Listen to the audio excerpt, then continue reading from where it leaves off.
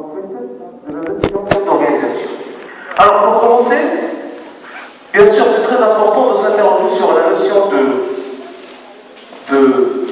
rôle, de l'importance de la théorie des organisations. La théorie des organisations, c'est une théorie qui a mobilisé beaucoup de concepts, une panoplie de concepts, beaucoup de termes, beaucoup de références, beaucoup tout simplement de modèles qui essaient d'expliquer la notion de l'organisation. Alors, bien sûr, lorsqu'on fait appel à la notion d'organisation, on fait appel à ces concepts, on fait appel à ces perceptions, on fait appel à ces logiques. Donc, l'analyse de l'organisation passe impérativement par l'étude de ces disciplines. Et je ne peux pas dire qu'une organisation, c'est une science qui fait référence à un aspect portant, par exemple, sur la science exacte. Oui, la science exacte, c'est déterminant, mais ce n'est pas suffisant.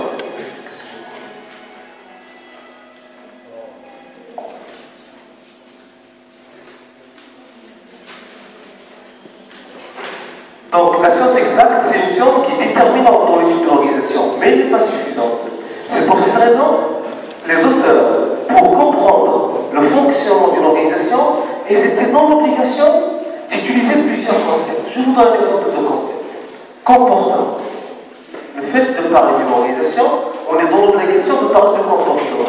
Un autre exemple, la personnalité, conflit, groupe, système, économie, production, sont autant de termes qui essaient d'expliquer l'organisation. Donc c'est pour cette raison, on est dans l'obligation de faire ou d'adopter ce qu'on appelle une approche multidisciplinaire, c'est-à-dire plusieurs disciplines. Alors la première approche que nous allons voir aujourd'hui ensemble, c'est la psychosociologie comme référence de la théorie des organisations. Alors c'est quoi la psychosociologie, à votre avis? Il y a la psychologie, il y a la psychosociologie. C'est quoi la différence entre les deux disciplines? Lorsqu'on parle de la psychosociologie, on parle de quoi? À votre voix, s'il vous plaît. Ah, les relations de l'homme avec les sociétés. Eh bien, lorsqu'on parle de la psychosociologie, c'est ça. On essaie de quoi? D'étudier, d'analyser, de diagnostiquer, de comprendre le comportement humain au niveau d'une société, d'un groupe. Il y a l'aspect psychologique, la psychologie, il y a l'aspect sociologique. Donc pourquoi on analyse, pourquoi on diagnostique l'homme dans le cadre de la psychosociologie? Parce que l'homme, lorsqu'on parle d'une organisation, il collabore avec d'autres personnes. Donc on est dans l'obligation de comprendre le fonctionnement humain. Donc la première discipline qui va nous permettre de comprendre une organisation, de comprendre le sens de la théorie des organisations, c'est la psychosociologie. Donc on pouvait le constater ici, la psychosociologie permet d'étudier le comportement des personnes dans les organisations. Exemple, pourquoi une personne elle est motivée plus qu'une autre? Pourquoi une personne s'implique plus qu'une autre? Pourquoi une personne elle crée des conflits? Pourquoi une autre personne elle est à l'écoute? L'essentiel ici c'est quoi? On essaie de quoi? D'analyser le comportement humain. À votre avis, est-ce qu'on peut étudier une organisation, une entreprise ou une association sans faire appel à la notion de comportement?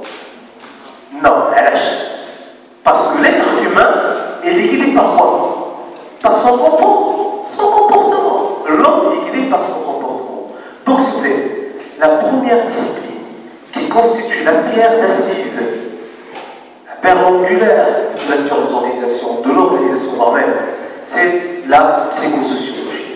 Alors, on peut poser des questions suivantes. La première question est la suivante. Comment les gens se mettent en fait à l'autorité? Comment les gens se mettent à l'autorité? Pourquoi des gens acceptent l'autorité et d'autres n'acceptent pas l'autorité? Pourquoi des personnes, elles ont la facilité dans l'application de l'autorité et d'autres qui ont beaucoup de difficultés pour mettre en place l'autorité?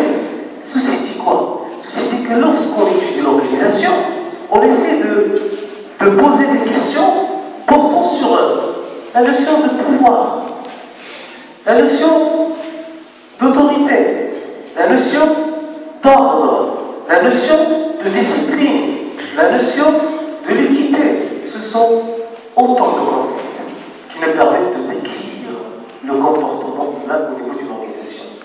On peut aussi poser d'autres questions. Le rôle, par exemple, de l'influence sociale. Parfois, lorsqu'on parle de l'influence sociale, lorsqu'on parle de groupe, il y a des personnes qui sont dominantes. Vous savez, lorsqu'on parle de l'approche charismatique, c'est quoi l'approche charismatique? Lorsqu'on dit une personne est charismatique, ça signifie quoi? Ah, elle a une forte personnalité. Quoi encore? Lorsqu'on dit une personne est charismatique, elle a le pouvoir d'influence, donc elle peut exercer une influence facile sur les gens, les collaborateurs. Et bien dans la psychosociologie, on essaie de comprendre pourquoi des personnes sont plus charismatiques que d'autres. Pourquoi des personnes, elles exercent ce qu'on appelle l'influence sociale. Pourquoi des personnes sont leaders et d'autres ne le sont pas. Je vous donne un exemple. Sa Majesté ou le frère Saint-Denis, c'était quelqu'un qui est très fort par rapport à ses discours. Donc c'était quelqu'un qui communique très bien. Donc on lit le charisme du frère Hassan II à sa façon ou à ses discours. Donc on dit qu'il a une influence sociale parce que c'est comment communiquer. Donc aujourd'hui, c'est très important de comprendre cette influence sociale. Et lorsqu'on s'interroge sur l'influence sociale, on pose la question, c'est quoi ou quelles sont les sources de cette influence sociale? Pourquoi cette demoiselle, elle peut agir, elle peut influencer cet homme? Est-ce que c'est parce qu'il a une forte personnalité? Ou peut-être parce qu'il a quelque chose qui est valorisé par l'autre? Ou peut-être parce que c'est une personne ayant un historique, ayant un savoir-faire, ayant des compétences, ayant des ressources telles que l'argent, le statut, qui sont valorisés par les gens. Donc, s'il vous plaît, lorsqu'on parle de la psychosociologie, il nous permet de quoi? De cerner le comportement humain. On peut aussi poser des questions permettant de mettre en évidence la notion tout simplement d'apprentissage. Exemple, lorsqu'on parle de psychosociologie, on s'interroge sur la notion de l'apprentissage et l'importance de l'apprentissage dans une organisation. Regardez bien s'il vous plaît cette question. Comment les individus apprennent dans les organisations et comment cet apprentissage contribue à la performance des organisations ou des entreprises. En d'autres termes, on essaie de comprendre le processus d'apprentissage. Alors, certes, la psychosociologie, elle a mis une évidence d'une chose qui est très importante. C'est que pas tous les hommes ou toutes les femmes ont la même capacité d'apprentissage. Est-ce que vous avez la même capacité d'apprentissage? Non. À l'âge, non. Parce que la capacité humaine est comment? Elle est différente. Elle diffère d'une personne à une autre. Elle diffère d'une personne à une autre. C'est tout à fait normal. Par exemple, moi, si j'ai une capacité très importante par rapport à des matières, par rapport à des contextes ou à des activités, dans d'autres activités, j'ai des capacités qui sont très faibles. C'est l'être humain. La capacité humaine, elle est limitée. Donc, attention, la théorie des organisations, elle essaie de répondre à une question. Alors, comme on dit, elle a la question. S'il vous plaît, notez ça noir sur blanc. C'est que la théorie des organisations essaie de comprendre quelles sont les raisons de la performance d'une organisation.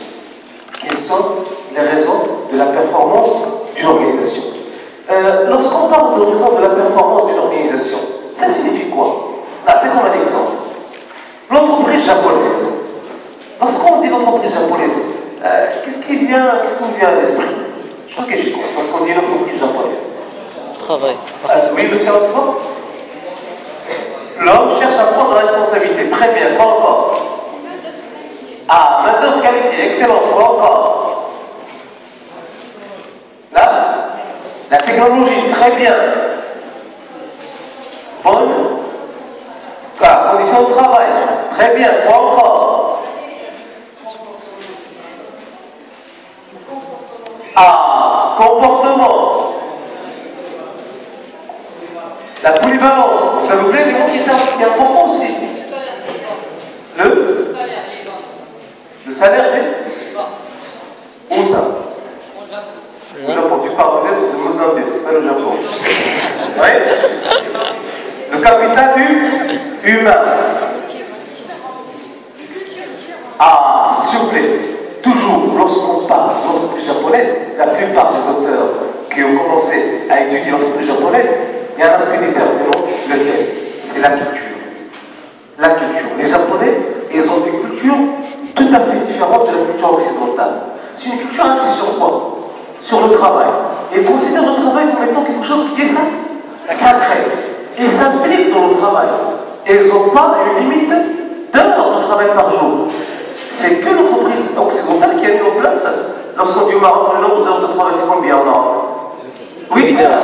Alors que par exemple, au Japon, on n'a pas cette limite. On peut travailler 15 heures, 18 ans, parce que les gens considèrent le travail comme étant un endroit d'épanouissement. Une occasion pour s'épanouir dans la société. Donc la culture, c'est un élément qui est déterminant. Il a un impact sur quoi? Sur le comportement.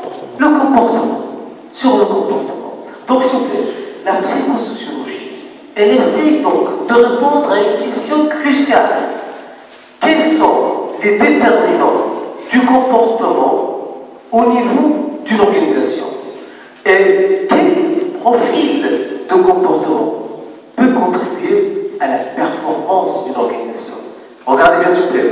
On a dit que la théorie d'organisation, elle essaie de poser des questions portant sur quoi? Sur la performance. Et quelles sont les organisations performantes? Donc, la psychosociologie, elle essaie de quoi? De déterminer quels sont les comportements qui décrivent, ou qui arrivent à décrire tout simplement cette performance. Voilà la première discipline qui constitue la toile de fond de la théorie des organisations. On ne peut pas, je précise, et je dis sur ce point, on ne peut pas comprendre le fonctionnement d'une organisation si on n'arrive pas à comprendre le comportement des gens qui constituent l'organisation.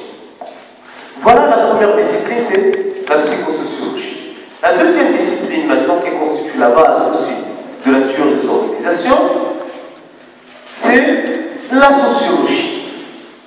C'est la sociologie. Alors lorsqu'on parle de la sociologie, on parle de quoi? L'humanité. Hein? Être humain. C'est la nature de quoi? Attention, la psychosociologie, on s'intéresse à quoi?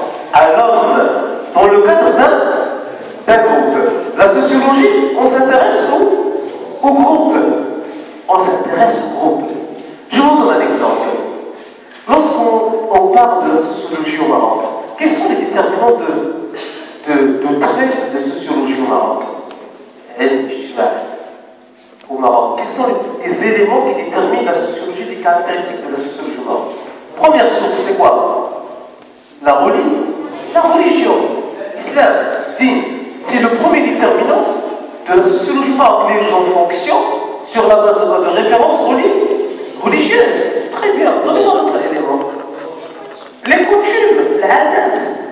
Les coutumes. Et attention, dans certaines circonstances, ou certains endroits, les coutumes, la valeur des coutumes, elle est plus forte que la valeur de la religion.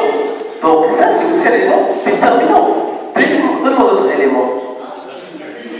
La culture, bien sûr, on peut faire appel à l'anthropologie, malgré le fait que la culture, c'est aussi un élément, une conséquence de la religion et aussi des coutumes. Oui?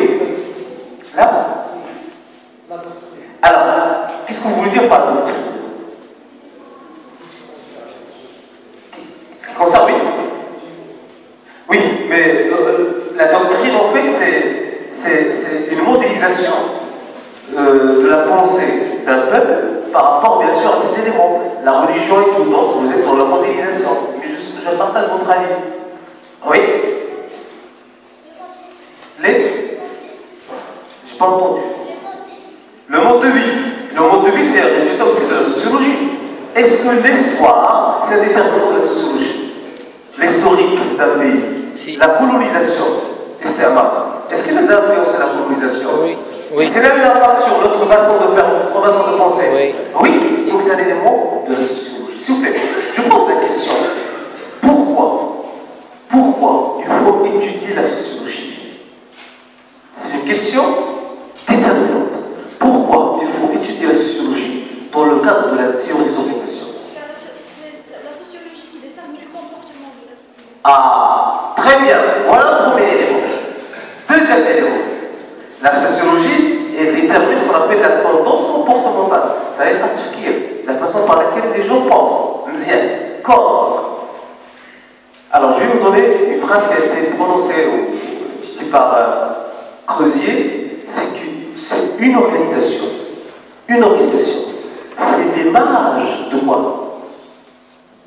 De la société où il fonctionne. C'est-à-dire, lorsque la société elle est désordonnée, automatiquement, l'organisation, l'entreprise va pratiquer la même ou les mêmes concepts, va être aussi désordonnée. Donc, attention, la sociologie, elle détermine quoi? Elle détermine la façon par laquelle l'organisation est structurée. Donc, on est dans l'obligation de comprendre le fonctionnement à partir de la sociologie. Donc, premier élément, comment fonctionnent les groupes? Comment fonctionnent les groupes? Je vous donne un exemple pour comprendre cet aspect-là. Au Maroc, les relations sociales sont fortes ou sont faibles? Forte. Vous êtes des Marocains. Forte. Vous êtes en train de vivre au Maroc. Vous vivez au Maroc. Donc les relations sociales sont fortes ou faibles? Forte aussi. Faibles, vous êtes sûr? Il y a les pendant l'Aïd, personne, tout le monde reste chez. Forte aussi. Elles sont comment? Elles sont très Forte. Elles sont très fortes parce qu'il y a la religion, il y a nos coutumes, il y a notre histoire. Les relations sociales sont importantes. C'est quoi l'impact des relations sociales lorsqu'elles sont fortes? Là, il y a développe un comportement qui est comment? Qui est socialement aussi très axé sur ces relations. Je vous donne un exemple et vous allez comprendre. Un Marocain, vous savez combien il passe un Marocain par jour pour consolider les relations sociales? Il y a être dans l'entreprise, juste le fait de dire bonjour, de passer, voir ses amis dans l'entreprise, ça lui prend combien de temps? La matinée, à 8 heures. Un Marocain qui est honnête, un vrai honnête, c'est un et il passe combien de temps pour dire bonjour? Au moins 15 minutes. Une minute, c'est pas un Marocain. Je mets le 15. Alors, 15 en moyenne, un quart.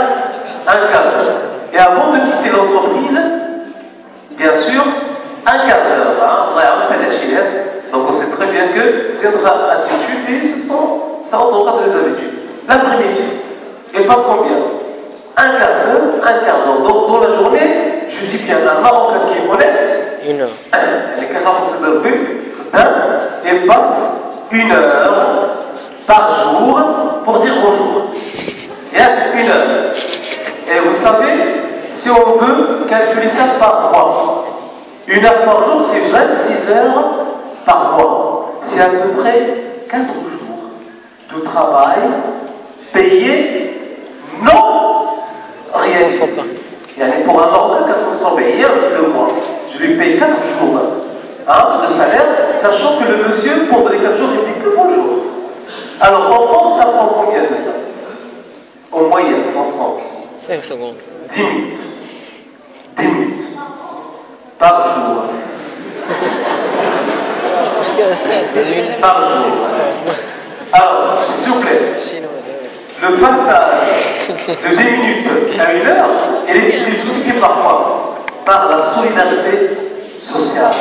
Malheureusement, les entreprises où la sociologie ou l'aspect social est solide, on perd beaucoup de temps dans la consolidation des relations. Donc, s'il vous plaît, c'est pour cette raison, c'est très important de comprendre le fonctionnement de la société. Plus les relations sociales sont solides ailleurs, plus au niveau de l'entreprise, on cherche à quoi? À appliquer la même chose. Moi, j'ai eu l'occasion de travailler dans le cadre de l'entreprise française. Et bien, les relations sociales, elles sont limitées. Les relations sociales sont limitées. Pourquoi elles sont limitées? Parce que tout le monde est là pour travailler. Tu es un collègue, tu n'es pas un ami. un collègue de travail. Donc je vais parler avec toi tant que j'ai besoin de tes services ou de toi par rapport à mon travail. Donc s'il vous plaît, la sociologie, c'est le deuxième élément déterminant de l'étude d'une organisation. C'est pour cette raison qu'on doit poser des questions. Voilà un exemple de questions qu'on pose généralement. Première question, quels sont les types de pensées et d'actions qui expliquent l'existence de certains types d'organisations? Quels sont les modes de pensée, de connaissance, d'existence, d'idéologie qui expliquent l'existence de certaines organisations? Je vous donne un exemple. L'association Jamiyat. Est-ce que c'est une activité développée au Maroc? Oui. Oui. Oui. LH. Oui, c'est une activité développée au Maroc. Pourquoi?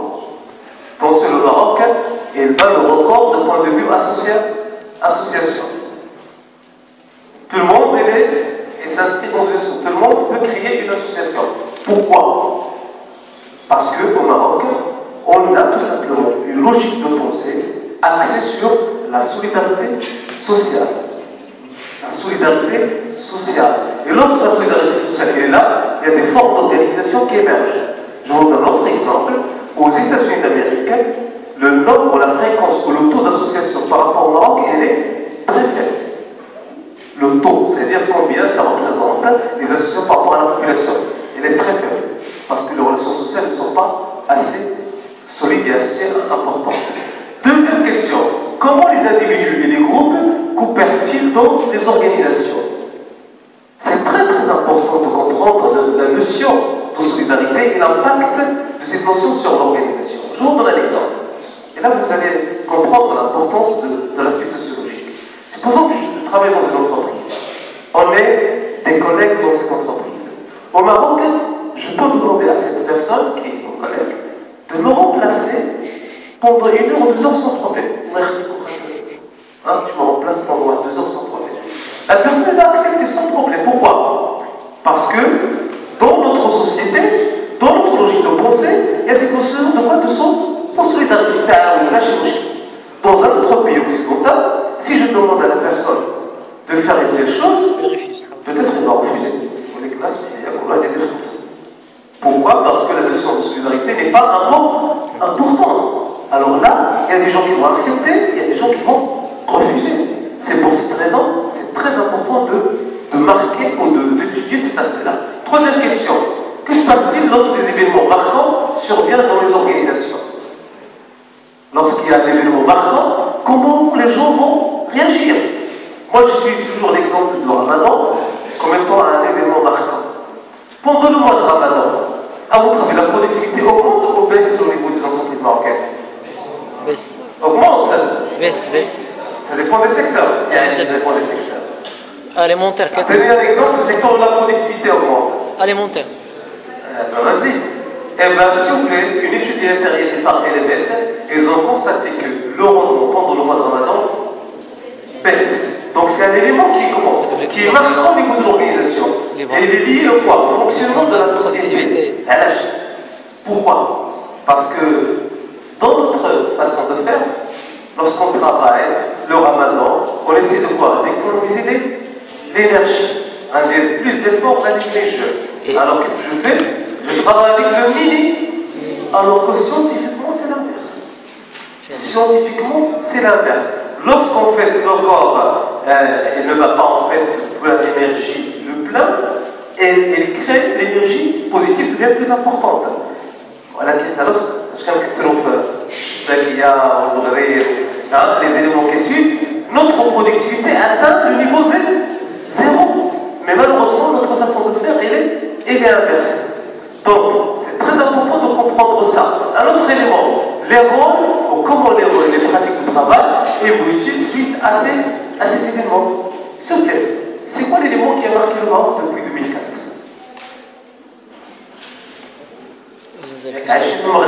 C'est quoi l'élément qui a marqué le Maroc depuis 2004? Les grèves. La période ou l'année 2004, ça vous dit quelque chose? C'est une période qui a marqué l'histoire au Maroc, le travail au Maroc. Regarde, voilà, oui, excellent. C'est l'instauration du code lorsqu'on a instauré le code du travail, il y avait la montée des syndicats. Pourquoi? On commence à demander quoi? Le respect des obligations et le respect des droits. Donc c'est un mouvement qui a aujourd'hui, il y a des graines partout. Pourquoi? Parce qu'on essaie de mettre en place, d'appliquer le code du travail. Donc ce sont des choses qui touchent aussi à la sociologie. S'il vous plaît, rappelez-vous de ces deux premières disciplines cruciales pour le fonctionnement de l'organisation. La psychologie, la psychosociologie et la sociologie. Je ne peux pas analyser une entreprise sans faire appel à ces deux entreprises. Pour comprendre pourquoi l'entreprise marocaine est moins performante que l'entreprise japonaise, je dois comprendre comment ils pensent les Japonais et les Marocains et quels sont les traits culturels, les traits de la société japonaise et les traits de la société marocaine. Je vous donne un exemple pour comprendre cet aspect qui est déterminant. Un grand cabinet, il a essayé, un grand cabinet américain, il a essayé de comprendre pourquoi à l'époque les entreprises japonaises sont plus performantes que les entreprises américaines. Sachant que les entreprises américaines, ils avaient quoi? Les ressources, les moyens, l'accès à la technologie, l'accès aux ressources naturelles. Mais malgré ça, l'entreprise japonaise, elle était très puissante et très productive. Ils ont trouvé trois réponses. La première réponse, c'est quoi? C'est que l'homme, le japonais de nature, il est motivé au travail. Il y a les deux natures. Il cherche à travailler. Alors que l'américain, il est motivé par rapport à quoi? À la satisfaction des besoins par rapport à son travail. Il y a l'américain, tant qu'il est satisfait, il travaille. Et bien, le japonais, non. Satisfait ou non, il est dans l'obligation de travailler. Voilà le premier élément. Deuxième élément, c'est que la société japonaise, elle a tendance à quoi? À ridiculiser le japonais qui ne travaille pas. Et il le considère comme étant quelqu'un qui est comment? Feignant, n'a pas de valeur, c'est quelqu'un qui va handicaper la société. C'est honteux.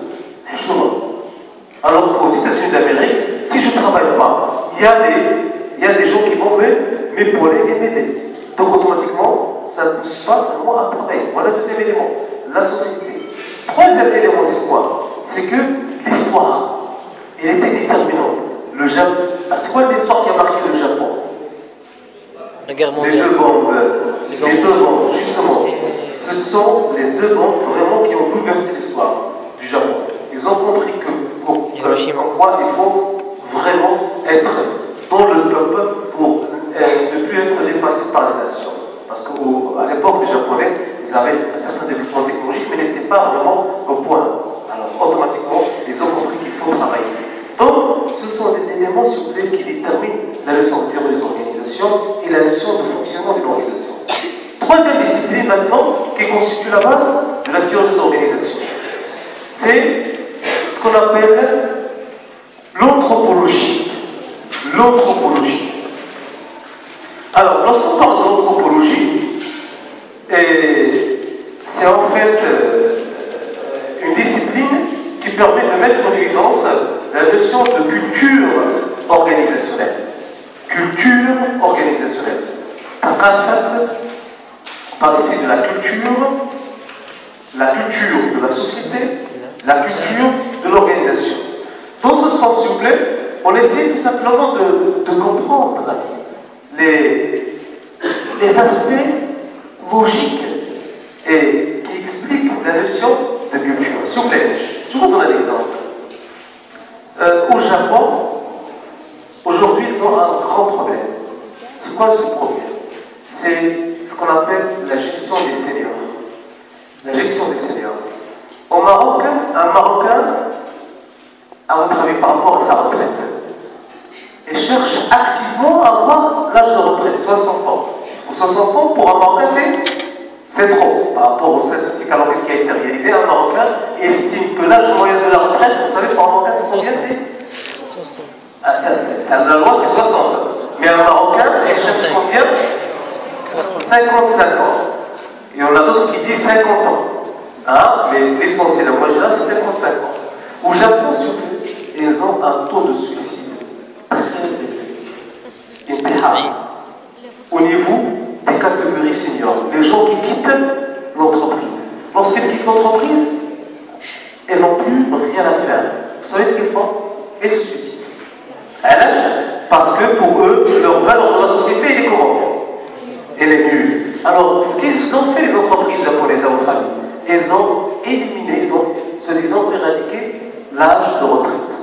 Il y a un telle confiance en entreprise. Tant que tu peux donner, tant que tu es valeur ajoutée, tu travailles. Donc cet aspect culturel est déterminant. Pourquoi? Parce qu'il a un impact sur le fonctionnement des organisations. Il y a des gens qui considèrent le travail comme étant quelque chose de positif et d'autres qui considèrent le travail comme étant quelque chose de négatif. Donc, vous savez, par exemple, lorsqu'on parle du comportement, de la perception du travail, et cet élément joue dans ce sens. Donc, s'il vous plaît, là, bien sûr, on s'intéresse à la culture. S'il vous plaît, la culture d'une organisation, c'est le fruit du quoi, en fait? C'est la conséquence du quoi? C'est le résultat du quoi? La culture d'une organisation, d'une entreprise. Quels sont les termes de la culture d'une organisation? Oui, une entreprise au Maroc. Quels sont les termes de la culture d'une entreprise marocaine? Très bien, l'envie. Donc la culture de l'envie, de l'environnement. Très bien. Donc, s'il vous plaît, est-ce qu'on peut dire que la culture de l'organisation, c'est une reproduction automatique et identique de la culture de son environnement? Est-ce qu'on peut dire, je répète, est-ce qu'on peut dire que la culture d'une organisation, c'est la reproduction identique et automatique de la culture de son environnement? Oui ou non? Alors, exemple, vous avez un pays ou une région, on va prendre le cas du Maroc.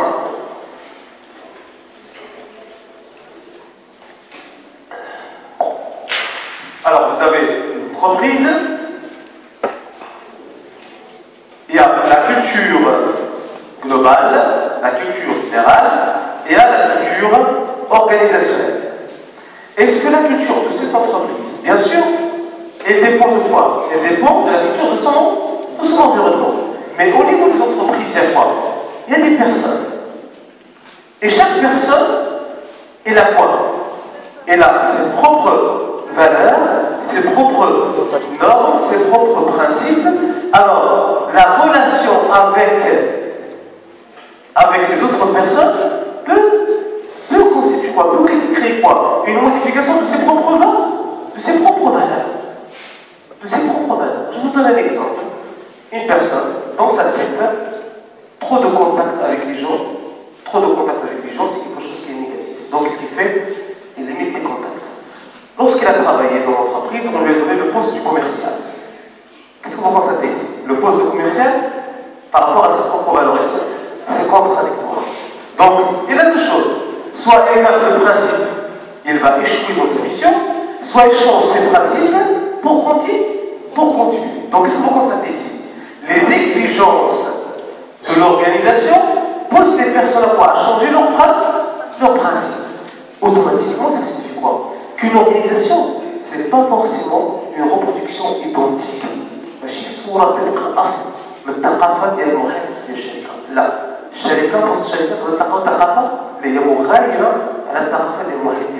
Exemple, je vous donne le cas des call centers. On trouve des call centers où la façon, le mode de fonctionnement, il est occidental, il est français à 100%. Sachant que le call center, il est à Casablanca, à Ba'alik ou à Agadir. Par exemple, il y a ici à Agadir un call center. Lorsque vous intégrez le call center, vous allez dire que vous êtes une entreprise française à 100%. Pour le fonctionnement, séparation des gens d'espace et tout. Mais ça n'a rien à voir, malgré le fait que le contexte est marocain. C'est un contexte marocain. Donc ça signifie quoi, s'il vous plaît? Que lorsqu'on parle de l'anthropologie, c'est très important de comprendre la culture de l'organisation. Et attention, est-ce que les organisations, ils ont la même culture? Non, l'organisation, la culture d'organisation, l'organisation diffère d'une entreprise à une autre. Exemple, l'entreprise familiale. Alors dans cette entreprise, généralement c'est la culture de la famille qui prime. Donc c'est très important de comprendre cet aspect d'anthropologie. Il constitue donc un troisième élément. Alors là, bien sûr, on parle de la notion de culture, de société. société et d'organisation de façon générale. Alors, quatrième élément déterminant, s'il vous plaît, de la culture, et pardon, de la culture des organisations, c'est la base, bien sûr, de l'organisation, c'est l'économie. Vous avez fait l'année dernière la microéconomie. Oui. Oui ou non? Oui. Alors, quels sont les éléments que vous avez étudiés dans la microéconomie? Comportement Comportement consommateur. Comportement Producteur. producteur. Alors, ça signifie quoi? Qu'une organisation, ils s'organisent sur la base de quoi? Comportement Ils humain. s'organisent sur la base de quoi? Individuel. Les exigences. Quelles sont ces exigences? Donnez-moi une exigence. C'est le Consommation. consommateur, le client, bien sûr, les intermédiaires, les partenaires. Donc, justement, l'organisation interne, c'est quoi? C'est le résultat des exigences externes. Donc, automatiquement, aujourd'hui, c'est très important de comprendre le fonctionnement d'une organisation à travers la perception, à travers la logique économique. Donc, c'est pour cette raison, la quatrième discipline qui constitue la base de l'organisation, c'est l'économie. Alors là, bien sûr, on parle surtout de l'aspect analyse transactionnelle, analyse des contraintes. Alors, bien sûr, en mettant en évidence la notion de l'organisation, on essaie de comprendre la raison des organisations. Est-ce qu'une organisation a une raison économique ou non? L'entreprise. Si je vous demande de définir une entreprise, comment vous allez la définir? Appelez une définition d'entreprise. Oui, monsieur? Ah, avec une recherche. Donnez-moi une définition. C'est un lieu de production. C'est une unité de Production. Donc, c'est une unité économique. Donc, objectif principal, c'est réaliser un profit. Donc, il a but qui fera lucratif. Regardez bien. On a dit que c'est une unité de production dont l'objectif est de réaliser un bénéfice. Ça signifie quoi? Que la façon par laquelle elle va s'organiser, elle est identifiée, elle est expliquée, elle est mesurée par quoi? Par le profit qu'elle cherche à réaliser. Alors ça nous pousse à poser la question.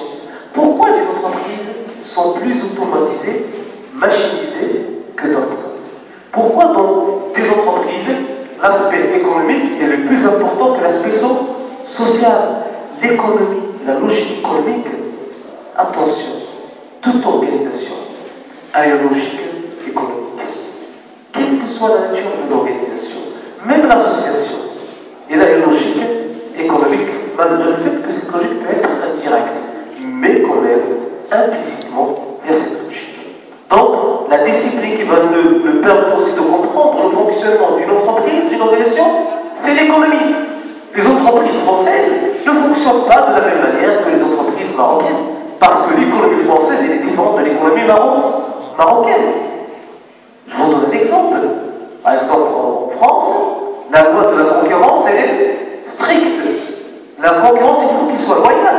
Il ne faut pas qu'il soit déloyal. Il ne faut pas qu'on joue sur des éléments qui biaisent, qui faussent la concurrence. Donc la loi, elle est claire. Toute personne ou toute entreprise qui ne respecte pas la loi, il sera sanctionné sévèrement. Au Maroc, la loi de la concurrence est ambiguë. Alors aujourd'hui, on trouve beaucoup de pratiques de concurrence qui ne sont pas loyales, qui ne sont pas licites, qui sont déloyales. Une entreprise, elle copie le même processus de production d'une autre, ou elle utilise le brevet d'une autre entreprise. Alors ça explique quoi? Ça explique tout simplement le fonctionnement des organisations. S'il vous plaît, on ne peut jamais étudier une organisation abstraction faite de son contexte économique. Impossible. Impossible. Donc c'est pour cette raison, l'élément qui constitue bien sûr l'aspect aussi déterminant d'une organisation, c'est l'aspect économique. Alors s'il vous plaît, là on va mettre en évidence un concept ou une notion très importante. Bref, mais comme je demande attention, c'est ce qu'on appelle la notion du coût de transaction. S'il vous plaît, attention, toute organisation, toute entreprise, elle met en place des transactions avec les acteurs de son environnement. Vous êtes d'accord avec moi? Oui ou non?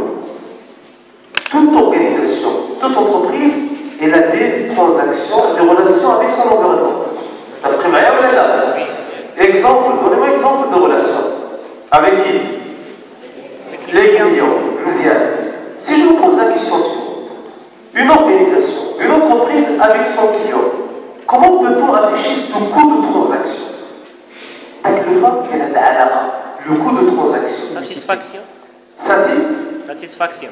Je comprends satisfaction. Voilà, monsieur. Vous avez dit satisfaction. Alors, pour mesurer, pour satisfaire le client, qu'est-ce qu'il doit faire l'entreprise? Elle doit donner plus de services. Alors, les services, c'est coûteux. Voilà un coût de transaction. La publicité, voilà un coût de transaction. Les promotions, les prix en baisse, voilà un coût de transaction. Alors, logiquement, qu'est-ce qu'il cherche l'entreprise par rapport à un coût? Elle doit normalement réduire les coûts, minimiser le coût et maximiser le gain de cette transaction. Ça signifie quoi? Par rapport à un client, lorsque je vends une marchandise, je dois négocier. Alors le client va demander 20% de réduction, moi je vais lui accorder que 10% de réduction. Alors il y a la négociation. S'il vous plaît, entre l'entreprise et ses collaborateurs, il y a toujours des coûts de transaction. L'entreprise, elle est dans l'obligation de quoi? De réduire les coûts de transaction. Elle est dans l'obligation de réduire les coûts de transaction. Avec les fournisseurs, par exemple, comment peut-on matérialiser les coûts de transaction avec nos fournisseurs? À la fin d'entreprise, avec nos fournisseurs. Comment peut-on matérialiser le coût de transaction? Avec nos fournisseurs. Le délai de l'encaissement. Les remises. Non, attention, les remises, c'est l'entreprise qui va bénéficier des remises. Les délais de paiement. L'entreprise est dans l'obligation de payer très vite. Alors, plus le délai est limité, plus c'est un coût à engendrer. Le coût de transaction avec la banque, comment peut-on la mesurer? Détermination. Les intérêts. D'échéance. C'est quoi? C'est que lorsqu'on parle de l'économie, l'entreprise, l'organisation, tout simplement, c'est un agent économique qui cherche à réduire les coûts de transaction. Notez ça en Afrique, s'il vous plaît. Une organisation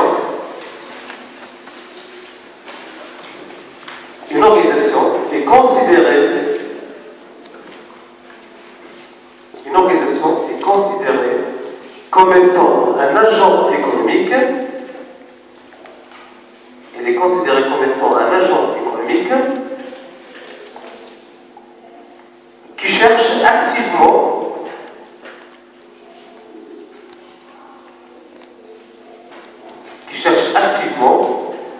à réduire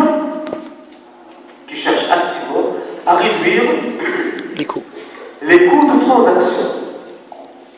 Qui cherche activement à réduire les coûts de transaction.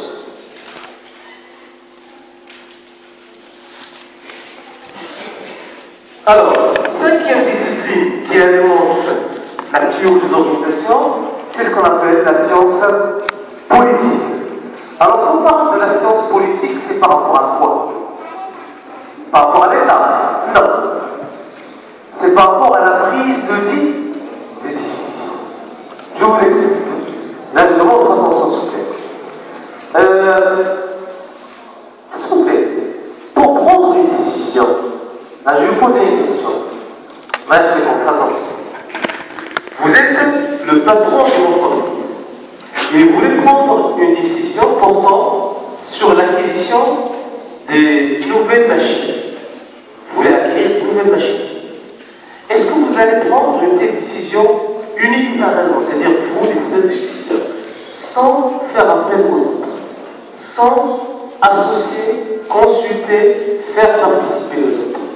À votre avis? Oui ou non? Non. Qui a dit non? Vas-y, c'est pas grave, vous me suis proposé, non.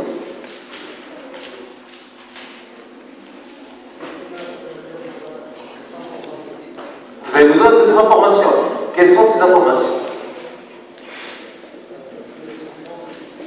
Vous avez une histoire de situation financière. C'est toi le patron. Hein, c'est toi le patron. Tu as de l'argent, tu veux acquérir des machines.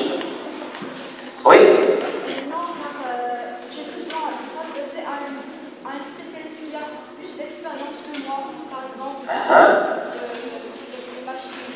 Très très bien. Donc vous avez besoin de quoi? De consultants. Mziane, vous avez besoin de quoi aussi? Ah, très très bien. Le point de vue des ouvriers, là des ouvriers, parce que c'est eux qui vont utiliser la machine. Oui, monsieur. L'expérience des autres.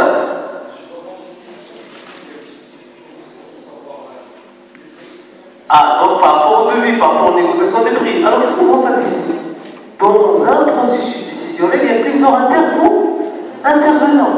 C'est-à-dire que lorsqu'on parle de la science politique, le processus décisionnel aujourd'hui, ce n'est plus l'apanage d'un seul acteur. Plusieurs acteurs doivent s'impliquer dans ce processus. Donc, on parle de la prise de décision comme étant un processus axé sur quoi? Sur le consensus, le consensus. Malgré le fait que je suis patron, je ne peux pas décider d'acquérir des machines si mes ouvriers ne peuvent pas utiliser ces machines. S'ils ne sont pas d'accord par rapport à l'utilisation de ces machines. Si, bien sûr, les expériences passées par rapport à ces machines n'ont pas donné lieu au bon résultat. Donc, il faut agir sur le processus. C'est pour cette raison, s'il vous plaît, on parle de la notion de la science politique. Pourquoi? Parce qu'il s'intéresse au processus de décision et au pouvoir dans les organisations. Et attention, une organisation, dans toute organisation, fait qu'il y a quoi? Un équilibre entre quoi et quoi? Entre qui et qui? Entre les intérêts des différents acteurs. C'est quoi l'intérêt de l'ouvrier? L'intérêt principal de l'ouvrier, c'est le salaire. L'intérêt de la société, c'est le bénéfice. L'intérêt des dirigeants et managers, c'est le développement de l'entreprise. Donc il faut qu'il y ait un équilibre.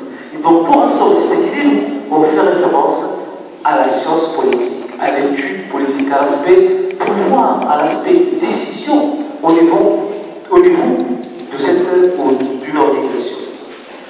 Alors, s'il vous plaît, donc l'élément principal, c'est l'étude du pouvoir au niveau de l'organisation. On pose la question suivante.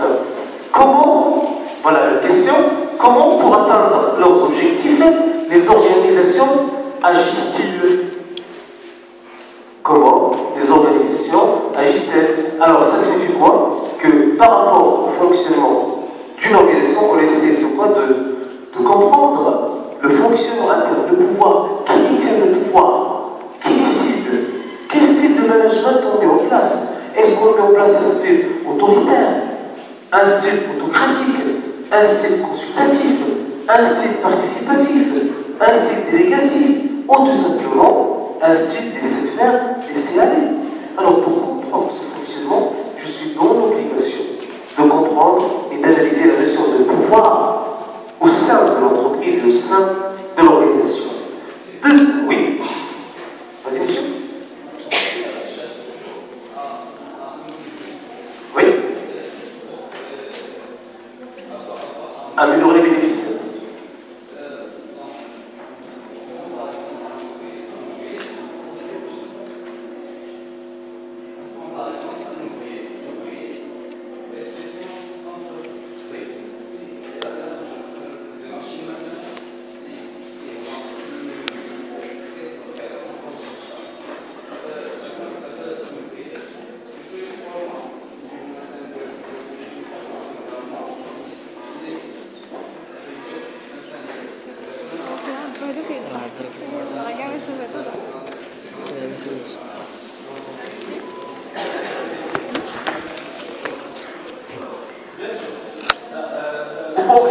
C'est que l'entreprise, elle peut mettre en place des investissements dont le coût immédiat est très élevé. Le coût immédiat est très élevé. La formation, l'accompagnement, la baisse de production, ce sont des coûts d'investissement. Mais dès le moment que l'investissement prend, soi-disant, le rythme normal, les machines, par exemple, dans le cas de l'exemple que vous avez donné, arrivent à fonctionner sans problème, on va récupérer ce coût d'investissement. On va le récupérer.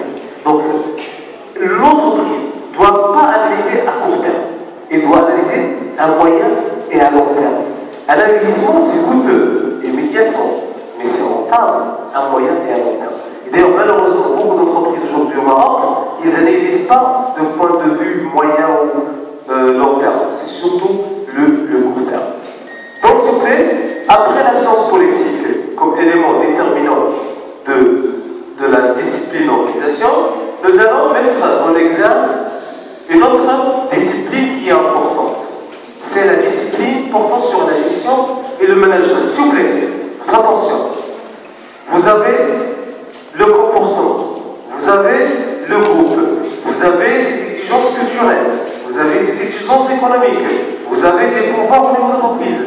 La question qui se pose maintenant, c'est quoi? Comment gérer toutes ces variables? Comment gérer toutes ces variables? C'est pour cette raison qu'on propose des outils de gestion, des méthodes de management. C'est la discipline portant sur la gestion, c'est-à-dire tout simplement comment combiner, comment faire pour atteindre nos objectifs par rapport bien sûr à nos moyens. Alors s'il vous plaît, je peux expliquer ça en faisant appel à ce schéma.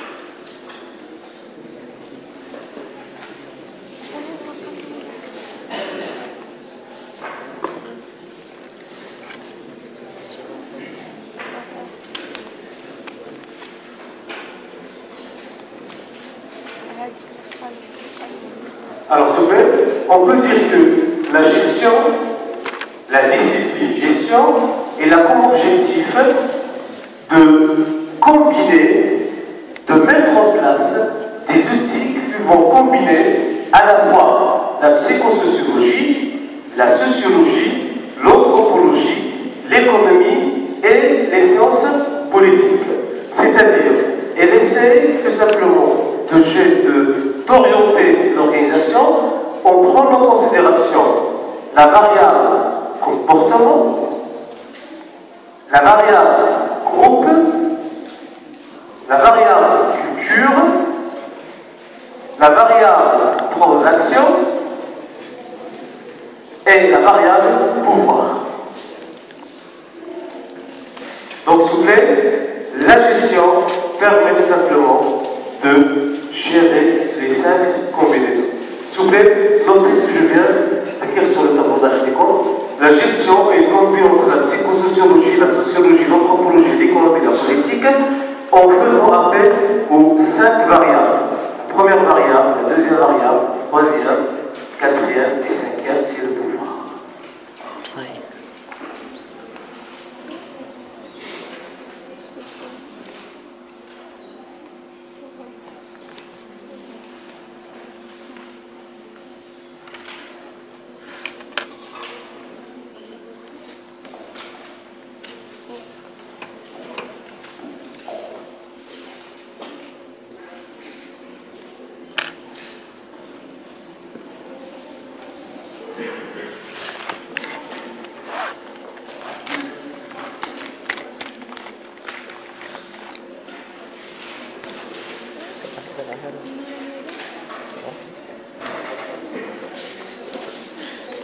التيوري دي زوجة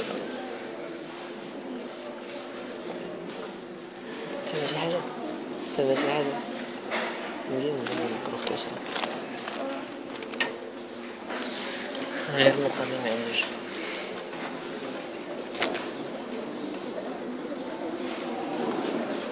C'est bon, je continue?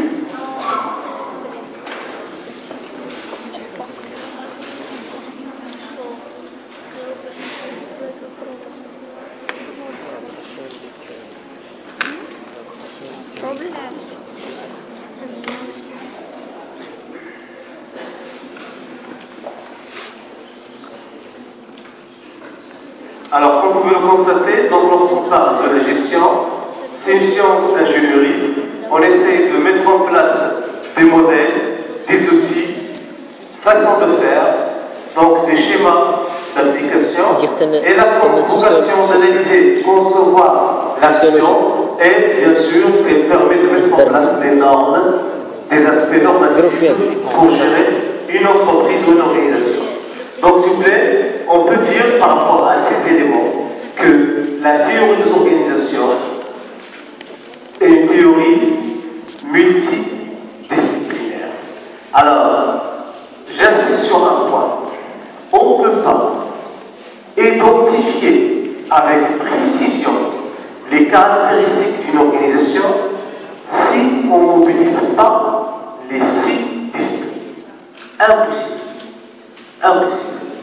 Je ne peux pas gérer les hommes si je n'ai pas une idée sur comment ils pensent dans le groupe et d'une façon individuelle. Comment s'affiche leur culture? Est-ce qu'il y a un pouvoir ou des pouvoirs au niveau des organisations? Et aussi, son faisant appel bien sûr à l'économie. C'est là où je travaille et bien sûr j'opère.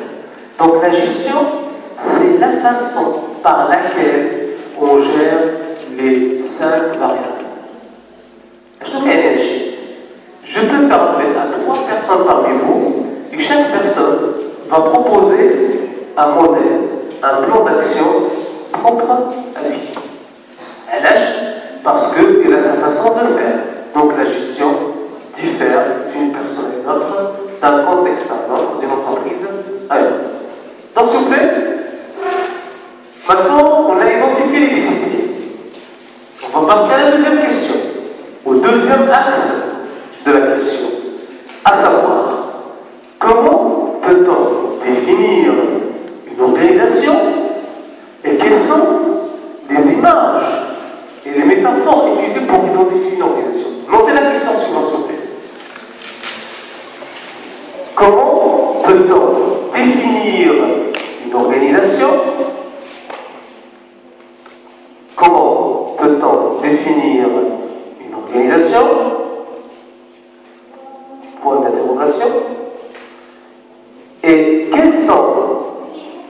comment peut-on définir une organisation? Point d'interrogation. Et quelles sont les images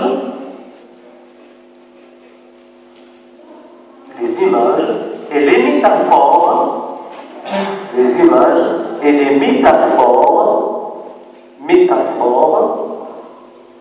utilisées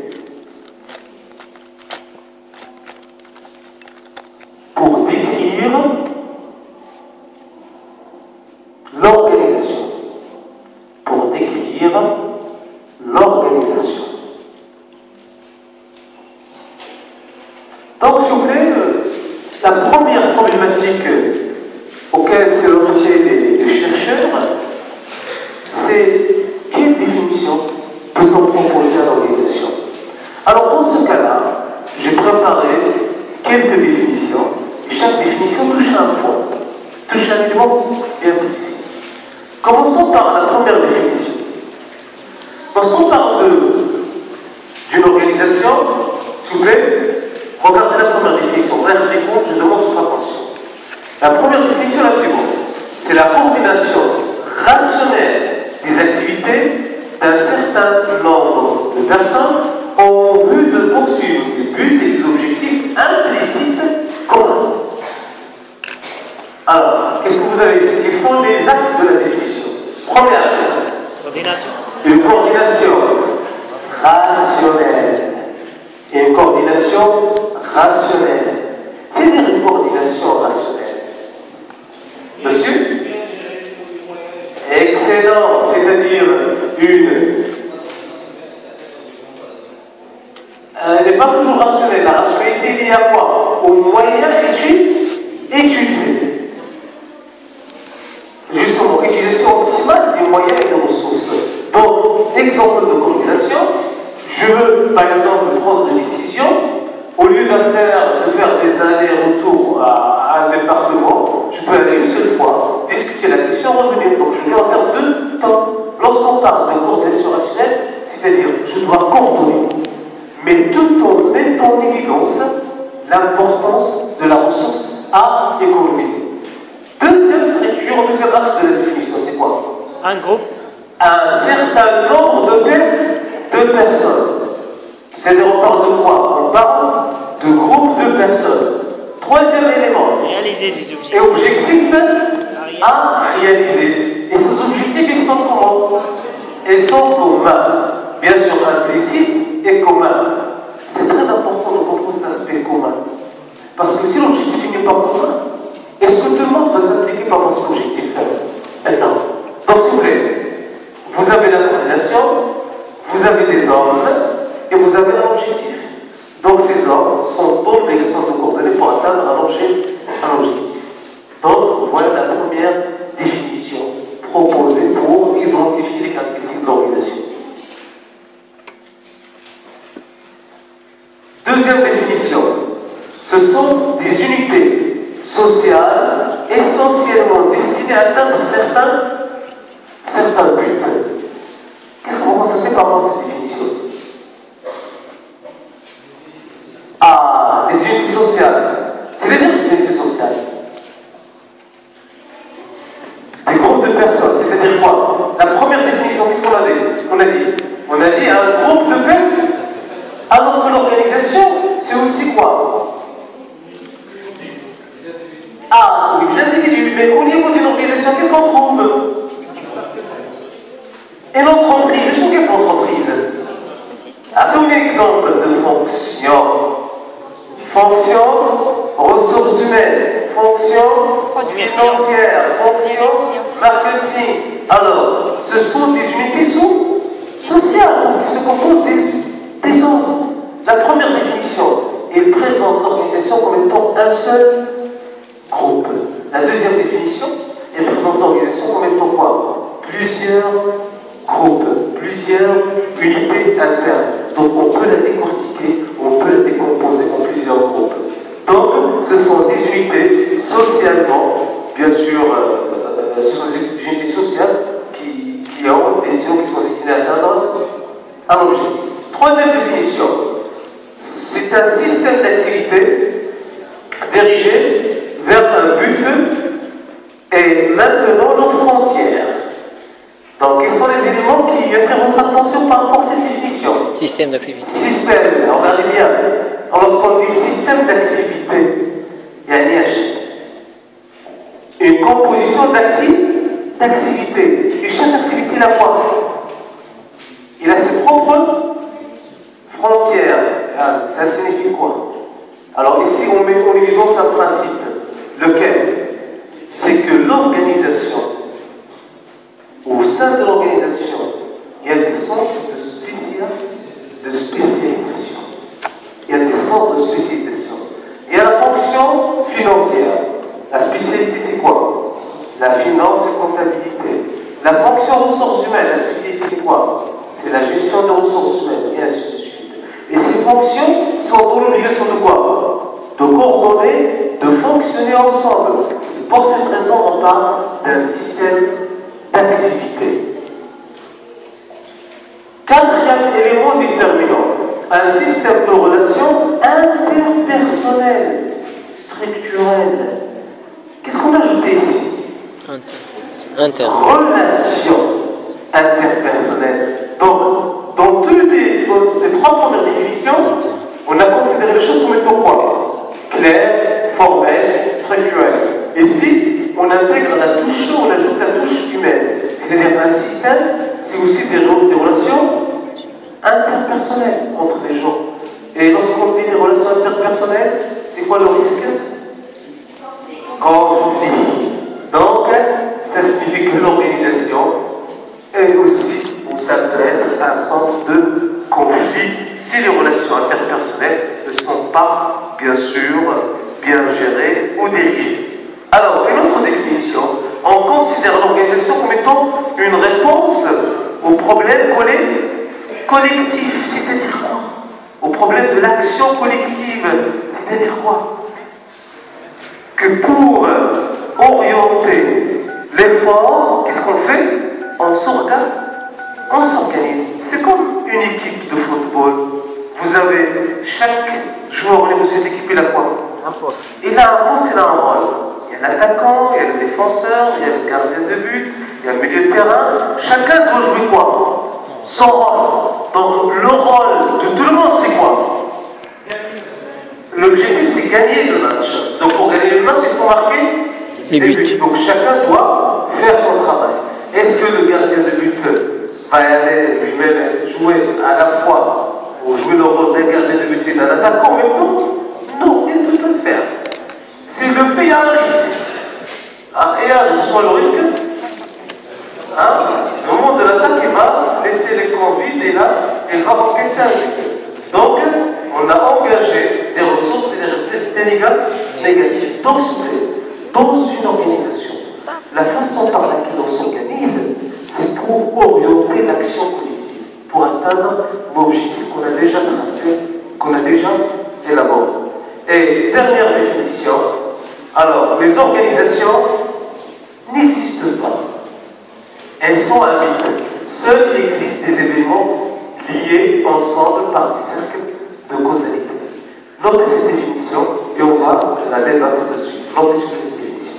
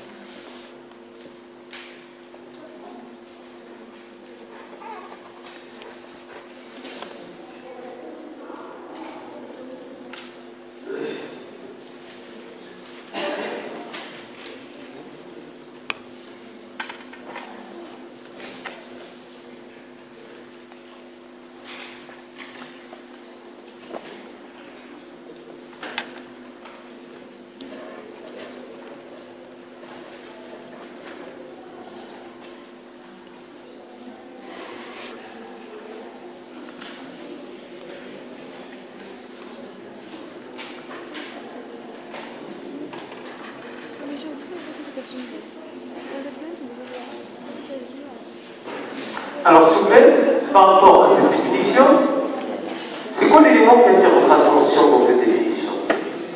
C'est le fait qu'il a annoncé qu'une organisation n'existe pas. Alors, pourquoi il a annoncé qu'une organisation n'existe pas? Parce qu'aujourd'hui, s'il vous plaît, votre attention, une organisation, ça signifie quoi? Ça signifie un équilibre parfait. Un équilibre parfait. Entre quoi? Entre la division du travail et la coordination. Malheureusement, est-ce qu'aujourd'hui on peut parler d'un équilibre parfait d'une entreprise? Elle agit. Parce que l'environnement il est comment? Instable. Elle est instable. Donc cette instabilité, elle touche à quoi? Elle touche à quoi? À l'équilibre interne. Donc, une organisation, lorsqu'il y a un événement externe, elle la perturbe.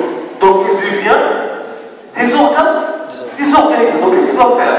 Il doit s'organiser. Il doit mettre en place une action pour s'organiser. Le moment où il commence à s'organiser, il vient d'être organisé.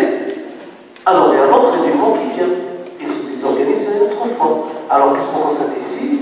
On passe d'un état d'organisation à un autre état de désorganisation, à un état d'organisation, à un autre état de désorganisation.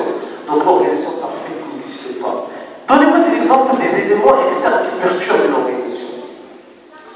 La concurrence. Excellent, la concurrence. Alors, moi, j'ai mis en place une action, un plan d'action. Le concurrent, il a fait autre chose. Moi, j'ai amélioré la qualité. Lui, il a amélioré la qualité, il a réduit le prix. Alors là, moi aussi, je dois réagir. J'ai réagi. Alors, les autres concurrents aussi, à leur tour, vont réagir. Alors, automatiquement, on est dans quoi? On est dans un processus intitulé l'auto-organisation. C'est-à-dire l'entreprise ou l'organisation qui cherche à quoi? À instaurer un équilibre. Et cet équilibre, on ne peut pas l'instaurer dans un système turbulent. On ne peut pas l'instaurer dans le système turbulent. Monsieur?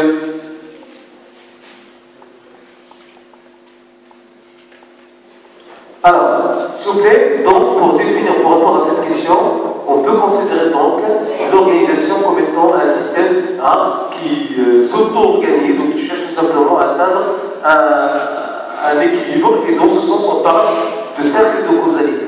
Alors, comme vous pouvez le constater, il n'existe pas une définition universelle ou une définition standard de l'organisation. Chaque auteur peut définir l'organisation selon, soi-disant, sa position, selon sa perception, selon son domaine, selon, soi-disant, même la logique de pensée qu'il développe. Maintenant, on va essayer de répondre à la deuxième question. Quelles sont les images et les métaphores développées par les chercheurs pour identifier, pour décrire une organisation? En fait, il y a plusieurs images. Et chaque image ou métaphore, elle essaie de présenter l'organisation pour mieux l'identifier. On peut discuter cette image. Alors, s'il vous plaît, la première image, ou la première logique, ou la première métaphore, l'organisation, une machine. Alors, s'il vous plaît, beaucoup d'auteurs, de chercheurs, considèrent l'organisation comme étant une machine. Alors, pourquoi on la considère comme étant une machine? Parce que tout simplement, c'est un ensemble de quoi? De mécanismes de fonctionnement interne. Alors, comment ça fonctionne l'organisation? On achète la matière première, on assure la transformation, on stocke le produit fini et on le vend. La livraison. Donc, ici, qu'est-ce qu'on constate? On constate des étapes.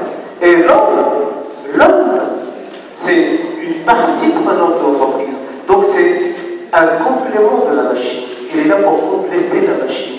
Voire même, l'homme, on le considère souvent comme étant une machine. Alors, donc, cette métaphore, c'est une métaphore mécanique. C'est une métaphore mécanique. Le fait de considérer la machine, c'est une image qui a constitué la base du fonctionnement de pensée entre 1910 et 1940. Alors, 1910, c'est caractérisé par quoi, s'il vous plaît? La guerre mondiale.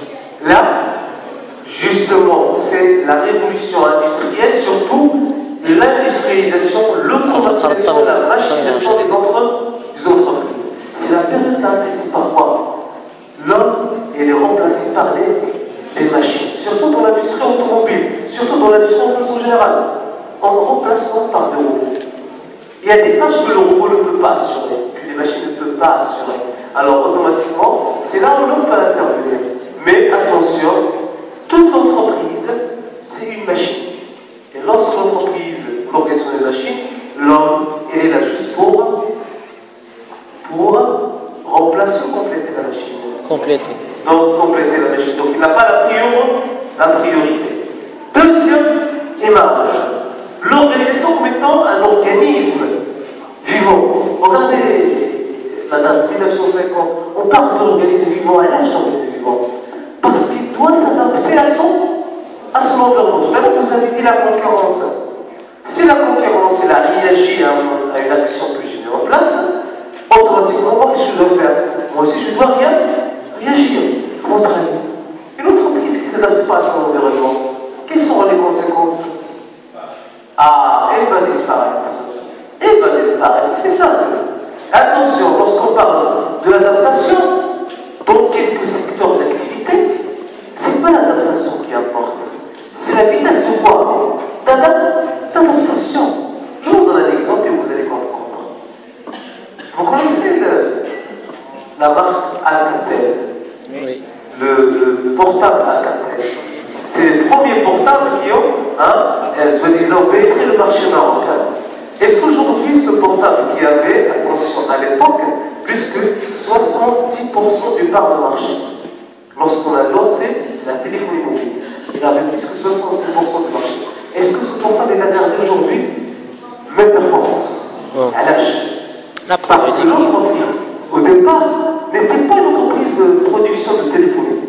C'est une entreprise qui spécialise dans l'infrastructure télécom. Les fibres optiques, l'installation des réseaux, mais pas dans la production téléphonique. Ils n'avaient pas quoi? Ils n'avaient pas la technologie nécessaire. Alors, les concurrents, ils ont investi.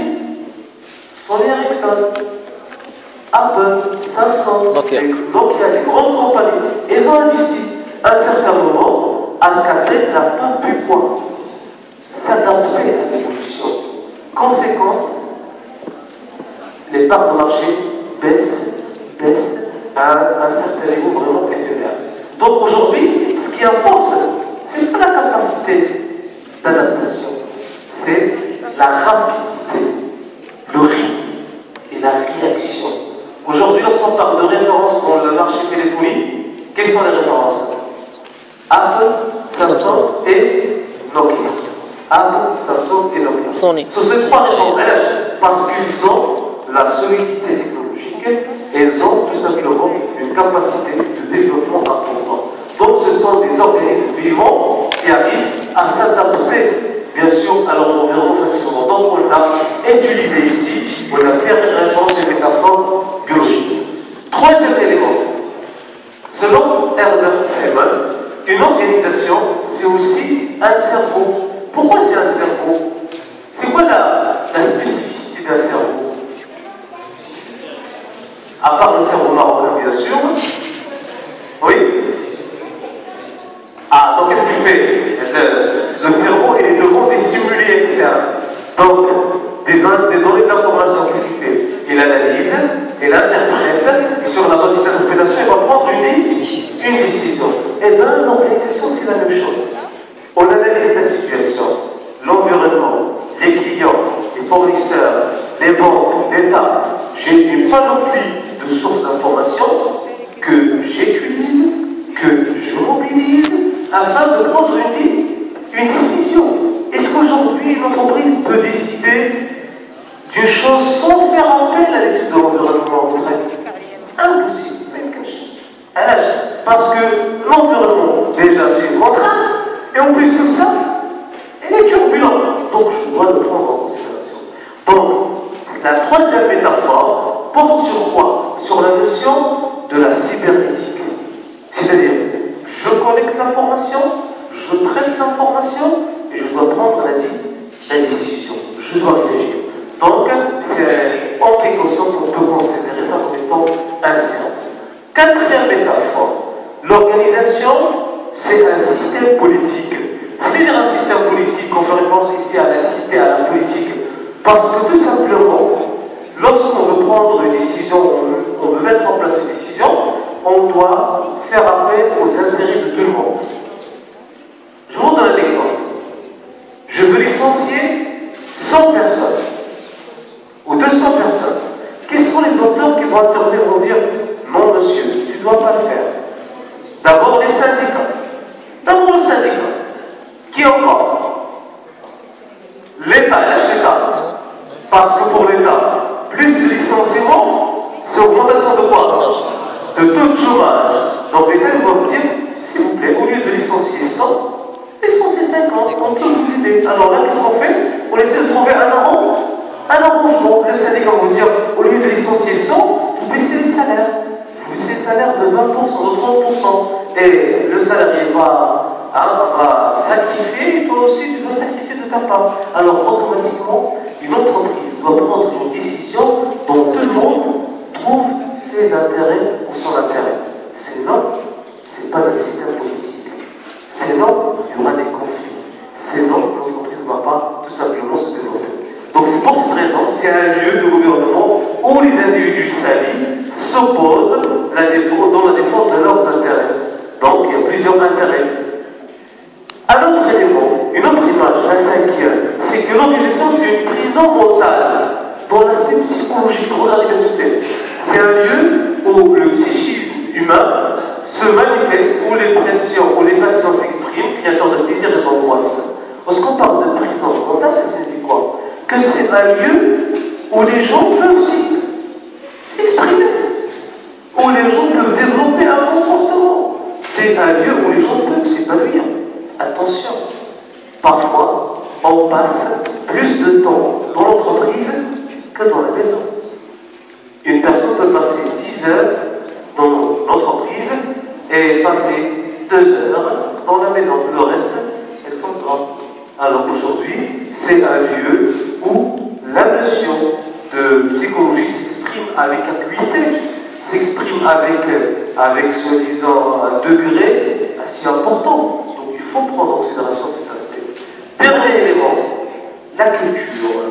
Dans ce sens, on peut dire que une entreprise, une organisation, c'est un centre de culture, c'est tout simplement un groupe qui développe des valeurs communes, qui crée des liens d'apprentissage et d'appartenance. On parle bien sûr de l'aspect anthropologique.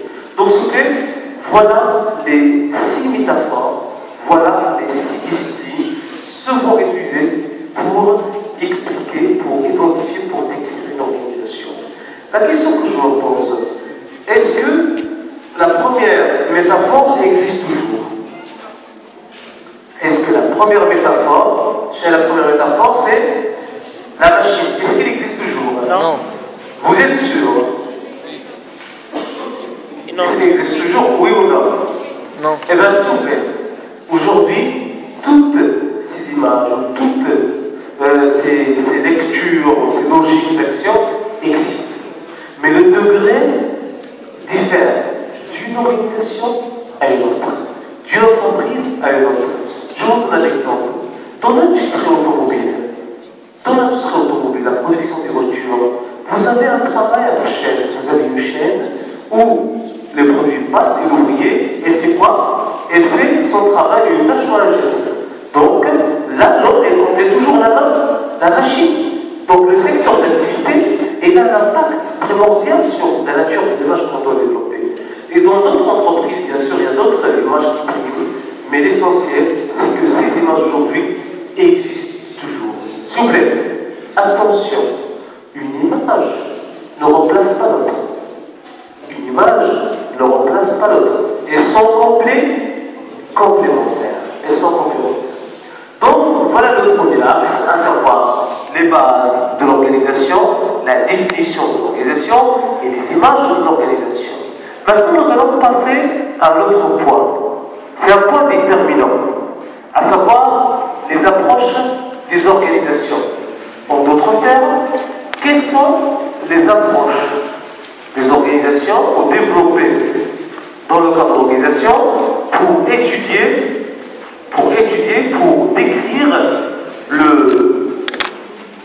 l'aspect organisation. Alors, s'il vous plaît, par rapport aux différentes définitions que nous avons déjà traitées, on constate qu'il y a plusieurs essais de définition. Quels sont les éléments qui ont attiré notre attention? Il y a l'aspect culture, il y a l'aspect système, il y a l'aspect pouvoir, il y a justement le système social. En fait, s'il vous plaît, pour étudier une organisation, on fait référence à 3 approches très importantes. L'approche économique, elle est très importante, l'approche sociale et l'approche systémique. Chaque approche, elle essaie de quoi? De décrire l'organisation en s'appuyant sur des principes. J'insiste sur ce point. Chaque approche décrit l'organisation en s'appuyant sur des principes. Alors nous allons voir la première approche, c'est l'approche économique. Première approche, c'est l'approche économique.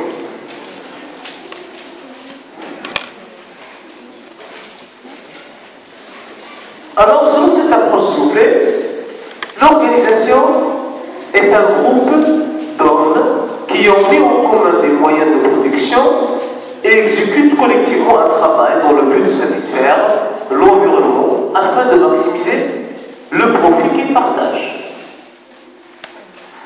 Alors, à partir de cette définition économique de l'organisation, on constate que l'organisation, dans un premier temps, c'est quoi?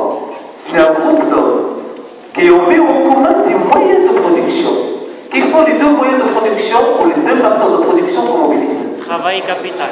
Le capital et le travail. Le capital, les machines, les locaux et tous les moyens qu'on utilise dans les inputs. Et le travail, c'est l'effort de l'ouvrier. Donc il y a le travail et le capital.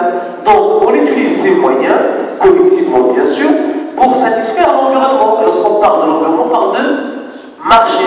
Alors on satisfait qui? Le consommateur, l'État, on paye les impôts, la banque, on paye les intérêts. Donc la satisfaction départ fournisseur, on paie la marchandise. Donc on satisfait les partenaires.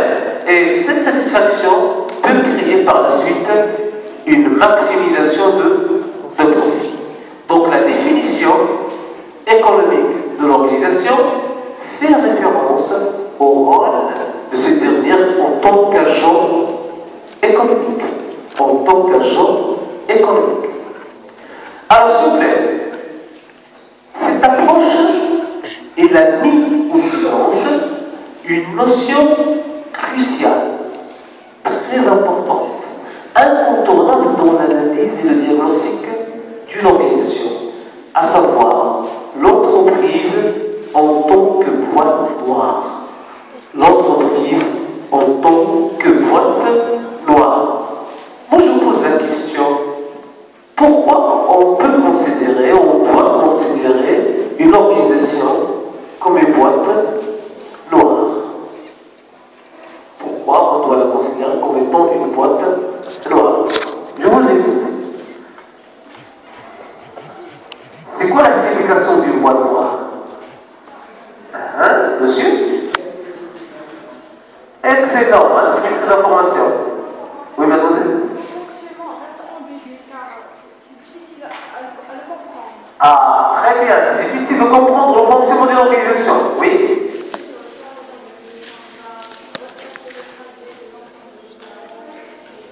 Ah, donc il y a un problème. Oui, on peut considérer ça aussi comme étant l'élément de la boîte noire. Très bien, oui. Le complexe, difficile à comprendre. Très bien, le protège les secrets. Donc il y a l'aspect asymétrie d'information. Et bien c'est ça, c'est tout ce que vous avez dit. Donc il y a l'asymétrie d'information, il y a la complexité de fonctionnement, il y a l'impossibilité d'identifier avec exactitude le fonctionnement interne d'une organisation. Donc, selon l'approche économique, toute entreprise est une boîte noire. Que toute entreprise elle a ses propres caractéristiques et spécificités. Parce que le fait que cette entreprise est une boîte noire, moi je suis un entrepreneur, j'ai de l'argent, je veux investir dans le même secteur d'activité. Est-ce que je peux reproduire le même schéma de cette entreprise? Non, parce que c'est une boîte noire, il y a asymétrie d'information. Donc je vais mettre en place une entreprise où il y a un mode de fonctionnement peut-être différent du mode de fonctionnement que cette entreprise a mis en place. Donc s'il vous plaît, cette notion est très importante. Lorsqu'on parle de l'asymétrie d'information, donc on parle de la concurrence. Donc s'il vous plaît, la première conséquence de cette notion, c'est quoi? C'est que déjà, la fonction principale d'une organisation, à savoir la fonction de production, n'est pas une donnée. Mais elle résulte d'un choix d'activité, de technologie, de structure organisationnelle. En d'autres termes, toute entreprise doit mettre en place une structure concernant la fonction de production. Et cette fonction de production, la façon par laquelle elle est organisée, elle dépend de critères. Le premier critère, c'est l'activité. Par exemple, lorsqu'on parle de l'activité industrielle, ce n'est pas la même chose que l'activité agricole ou l'activité agroalimentaire. Elles n'ont pas les mêmes spécificités. Automatiquement, la façon par laquelle je vais faire fonctionner ma fonction de production, elle n'est pas la même. Deuxième élément, la technologie mobilisée. Est-ce que j'utilise une technologie de pointe, une technologie tout simplement simple, standard, qu'on peut trouver n'importe où, ou une technologie obsolète? Alors là, ça dépend de la nature de la technologie mobilisée, sans oublier la façon par laquelle l'organisation est structurée. Ceci dit quoi? Tout simplement, toute organisation a sa propre fonction de production. Et cette fonction de production, elle est différente des autres. Donc, toute entreprise peut mettre en place une structure qui est propre à elle par rapport à la structure d'organisation. Deuxième conséquence de la notion de boîte noire, c'est qu'une stratégie, on ne peut pas la réduire à un simple choix de prix-quantité. Mais il y a d'autres éléments très importants. S'il vous plaît, est-ce qu'aujourd'hui, notre attention se fait par rapport à ce point? Au début, c'était quoi le souci des entreprises qui produisent en fait des biens ou des produits? c'est fabriquer un bien qui va tout simplement être acheté par les consommateurs. Donc le premier élément déterminant, c'était le coût. À un certain moment, on commence à dire, voilà, le coût il est important, mais on cherche aussi un produit de qualité. Le problème aujourd'hui, c'est quoi? C'est qu'on s'intéresse plus au rapport qualité-prix. On demande d'autres éléments plus importants. Exemple, un autre élément qui dépasse la notion de rapport qualité-prix. La disponibilité, la proximité, l'origine du produit. C'est un produit de qualité extraordinaire. Mais l'origine de ce produit, il est douteuse pour moi. C'est pas quelque chose que je peux accepter. Alors automatiquement, je refuse. Donc aujourd'hui, l'entreprise, elle n'est plus dans une gestion bidimensionnelle où bivarie les avoirs, le coût et la qualité. Non. Il y a d'autres éléments qui sont déterminés par quoi? Par le comportement de consommateur. Et je pose une question. Est-ce que le comportement de consommateur est tourné ou est variable? Est-ce que le comportement du consommateur est identique pour tous les consommateurs? Est-ce que le comportement de consommateur garde toujours le même profil et la même position? Et automatiquement, les exigences sont de plus en plus importantes. Donc aujourd'hui, l'entreprise n'agit pas, n'analyse pas, n'interprète pas les actions sur la base de coût et qualité. Ceci dit, notre science prend fin. On se donne rendez-vous, Inch'Allah, la science prend fin. Moi, j'avais compris une information. J'ai demandé des séances de rattrapage pour votre groupe. Juste un élément. Dès que les locaux seront disponibles, par rapport à votre section, ils vont afficher les séances. Donc faites attention à l'affichage. Merci pour votre attention. À la séance prochaine.